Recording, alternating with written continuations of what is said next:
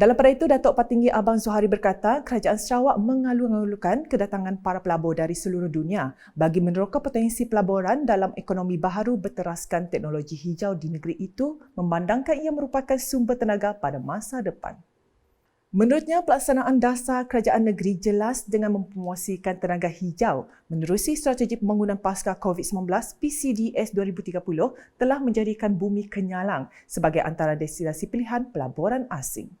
Justru Kerajaan Sarawak katanya mempelawar pelaburan dalam sektor huluan dan hiliran untuk memberi nilai tambah kepada tenaga hijau dengan memulakan penyelidikan dan pembangunan R&D ke arah peralihan kepada tenaga bersih.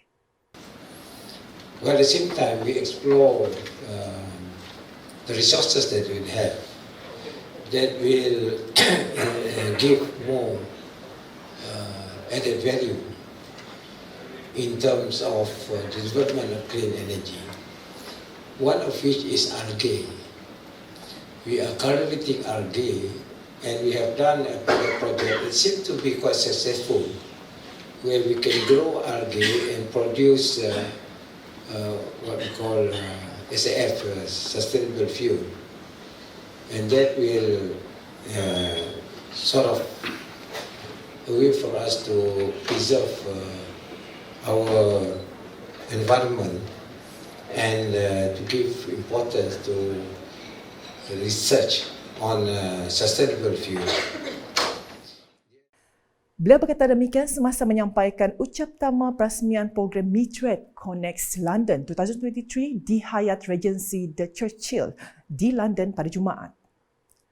Hadir sama Pesuruhjaya Tinggi Malaysia ke United Kingdom UK Datuk Zakri Jaafar, Timbalan Premier Sarawak Datuk Amar Awang Tengah Ali Hassan, Setiausaha Kerajaan Sarawak Datuk Amar Muhammad Abu Bakar Mazuki, Timbalan Menteri Tenaga dan Kelestarian Alam Sekitar Sarawak Datuk Dr. Hazlan Abang Hipni, Timbalan Menteri Perdagangan Antarabangsa Industri dan Pelaburan Sarawak Datuk Malcolm Muselamo, Pemangku Setiausaha Tetap Kementerian Perdagangan Antarabangsa Industri dan Pelaburan di Zulkarnain Masron serta tetamu jemputan lain.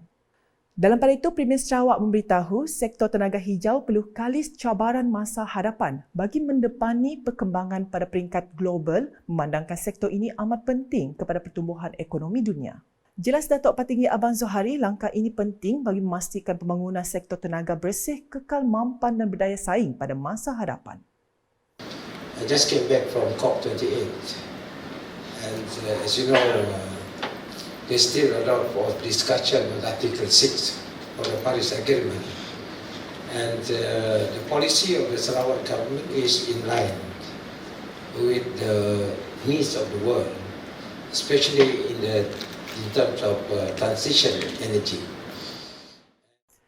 Sementara itu, beliau turut maklumkan pengiktirafan Sarawak sebagai sebuah negeri berpendapatan tinggi oleh Bank Dunia telah menyaksikan negeri ini berada di landasan tepat bagi memacu pertumbuhan ekonomi sekaligus menarik pelabur luar.